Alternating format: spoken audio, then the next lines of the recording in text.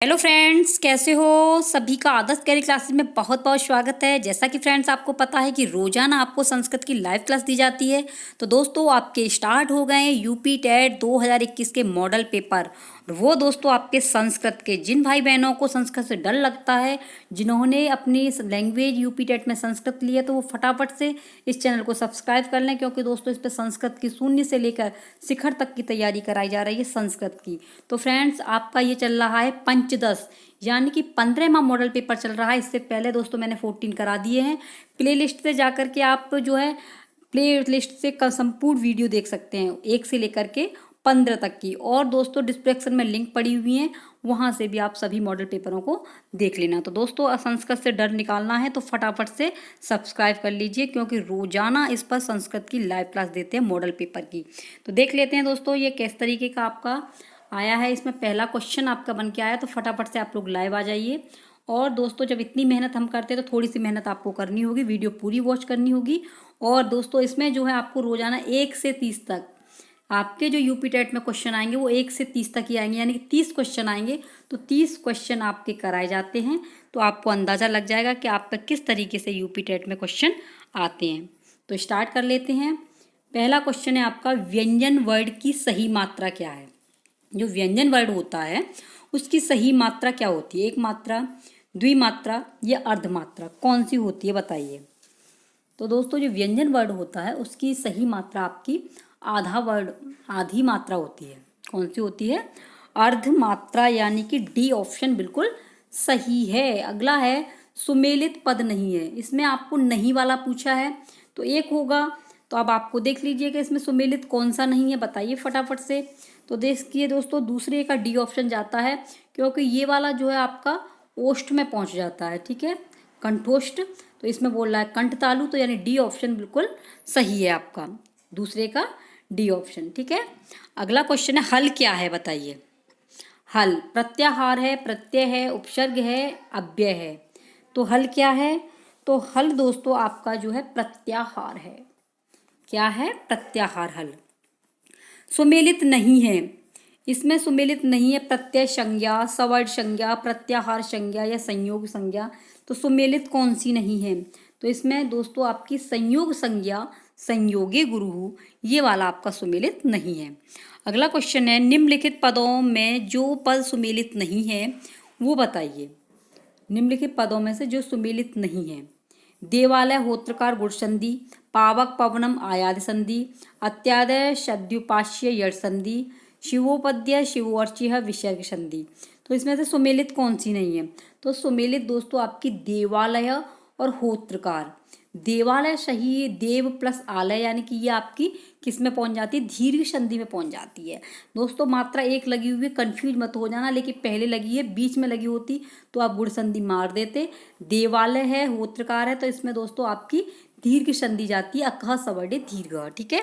A option बिल्कुल सही है। अगला है, सुमेलित युग्म नहीं है। इसमें आपको सुमेलित युग्म नहीं है वो बताना है। अव्ययभाव का प्रत्यक्ष पंचगंगम, तत्पुरुष का राजपुरुष भूतवली, बहुब्री का पीताम्बर चंद्रशेखर, द्विगी का दृशा द्वित्रा द्वादश और पंचशाह, कौन सा सुमेलित नहीं है? तो दोस्तों आपका डी ऑप्शन ही जाता है, तो डी ऑप्शन बिल्कुल सही है, ठीक है। अगला है, शक्तिम अनितक्रम्य का समस्त पद होगा। समस्त पद क्या होगा? शक्तिम अनितक्रम्य का। तो ये दोस्तों आपका यथाशक्ति, यानी कि सी ऑप्शन सही है, शक्तिम अनितक्रम का होगा यथाशक्ति। कर्म संज्ञा करने वाला सूत्र नहीं है। कर्तुर्सितम कर्म अक्तितम च तथा युक्तम चानिष्ठितम कर्मणि द्वितीय, कौन सा सूत्र नहीं है? तो दोस्तों आपका जो कर्मणि द्वितीय ये वाला सूत्र नहीं है, बाकी के ये तीनों सूत्र है, इसमें नहीं पूछा है। ऑप्शन जाता है आपके डी की ओर, ठीक है, डी ऑप्शन बिल्कुल सही है। अगला क्वेश्चन है आपका, येनांग विकार एवं भुव प्रभा सूत्रों में कौन सी विभक्ति होती है? येनांग विकार में बताइए। द्वितीय, तृतीय, तृतीय पंचमी, तृतीय चतुर्थी, तृतीय सप्तमी, तो कौन सी होती है? तो नौवे का आपका बी ऑप्शन सही है, तृतीय और पंचमी होती है। येनांग विकार में तृतीय होती है और भुव प्रभव में पंचमी होती है। बी ऑप्शन बिल्कुल सही है, ठीक है। अगला क्वेश्चन है, सुमेलित नहीं है। सुमेलित नहीं पूछा है, साधकतम, करण संज्ञा, आदिशिंग स्थान, कर्म संज्ञा, आख्यात उपयोगो, अपादान संज्ञा, स्प्रहिरीप्सितम, अधिकरण संज्ञा। तो कौन सा सुमेलित नहीं है? तो 10वें का ऑप्शन दोस्तों डी की ओर जाता है। ये अधिकरण संज्ञा स्प्रहिरीप्सितम पूछा है, ये वाला ऑप्शन आपका बिल्कुल सही है। अगला है प्रत्ययों का अर्थ सुमेलित नहीं है। प्रत्ययों का तुमुन के लिए, तब्यनिय चाहिए के लिए, इक्तिन भावार्थ में, स्त्रीलिंग की विवक्षा में, और इक्तवतु वर्तमान काल के अर्थ में कौन सा सुमेलित नहीं है? तो 11वें का डी ऑप्शन जाता है। इक्तवतु वर्तमान काल के अर्थ में सुमेलित है। इसमें पूछ लिया है सुमेलित क्या है। इसमें पा प्लस इक्तवतु, अस प्लस सत्र, पच प्लस तव्यत और उपयुक्त सभी। तो कौन सा सुमेलित है? 12वें का बताइए फटाफट से। तो 12वें का दोस्तों आपका ये उपयुक्त डी ऑप्शन सही है। ठीक है, सभी जो है बिल्कुल सही है ऑप्शन आपका। अगला है अहम पुस्तकम पश्यामि। अहम पुस्तकम पश्यामि, मैं किताब देखता हूँ का कर्म वाच्य क्या होगा? वाच्य की बात चल रही, कर्म वाच्य क्या होगा बताइए। मया पुस्तक पश्यते, मया पुस्तकम पश्यते, मया पुस्तक दृश्यते, मया पुस्तकम दृश्यते। कौन सा होगा? तो 13वें का दोस्तों आपका डी होगा, मया पुस्तकम दृश्यते। अगला है सखी शब्द का, किसका? सखी का। सखी शब्द का द्वितीय एकवचन रूप क्या बनेगा बताइए? सखिम, सखीम, सखी, सखायाम, कौन सा बनेगा? तो 14वें का दोस्तों आपका डी, सखायाम। कौन सा बनेगा? सखायाम।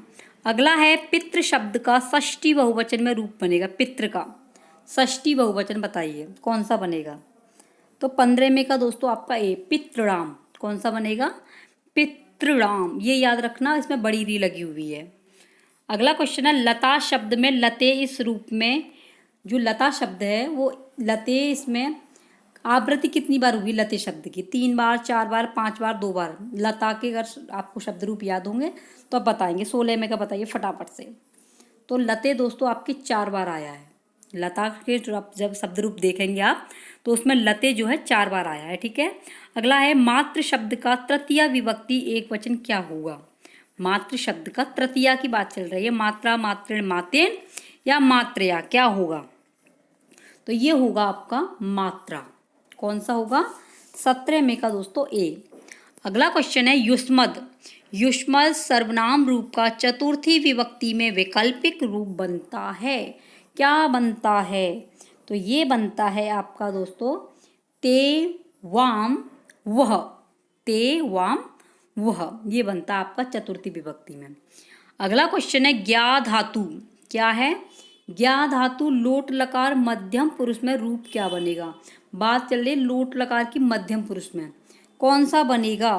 तो ये बनेगा आपका जानी ही, जानीतम, जानीत, यानी कि बी ऑप्शन बिल्कुल सही है।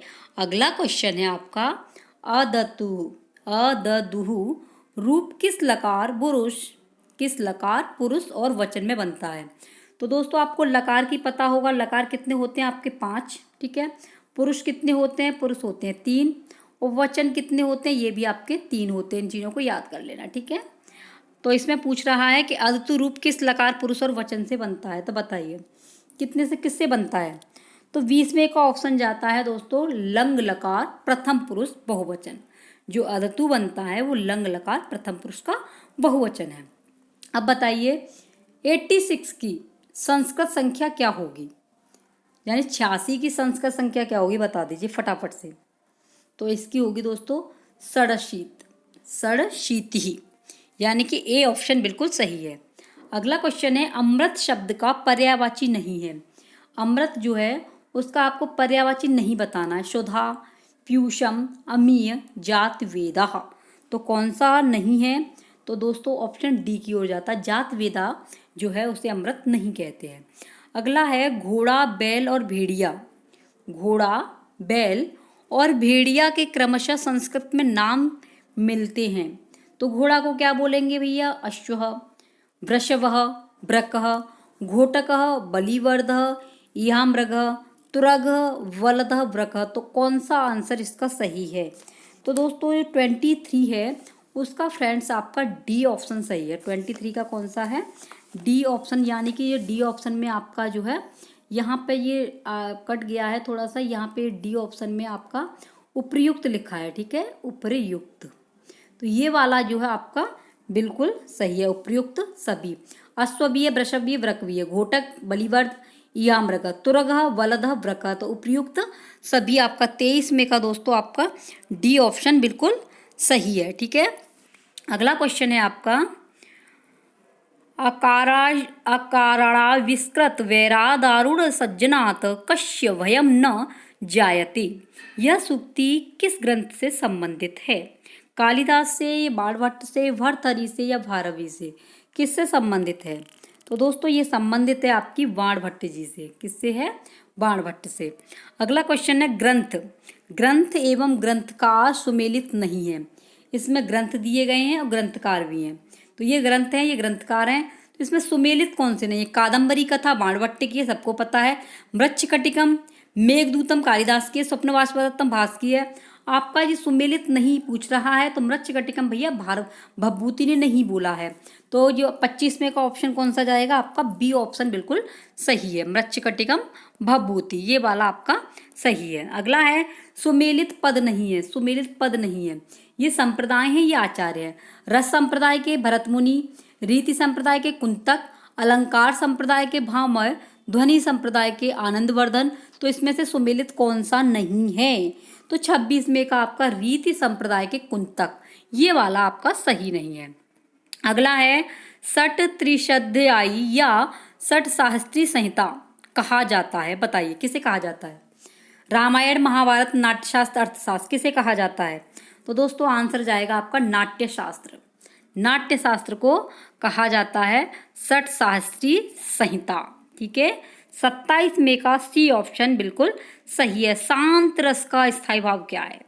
निर्वेद, सम, उत्प्रेक्षा, हास, क्रोध, क्या है स्थायी भाव, बताइए। तो 28 में का दोस्तों आपको पता ही है, निर्वेद शम। क्या है? निर्वेद शम। अगला है जहाँ उपमेय में उपमान की संभावना की जाती है, तो वहाँ पर कौन सा अलंकार होता है? तो ये होता है, सबको पता है, उत्प्रेक्षयी अलंकार होता है। जहाँ पर उपमेय और उपमान की संभावना की जाए तो वहाँ पर कौन सा अलंकार होता है? आपका उत्प्रेक्षा, यानी 29 में का बी ऑप्शन बिल्कुल सही है।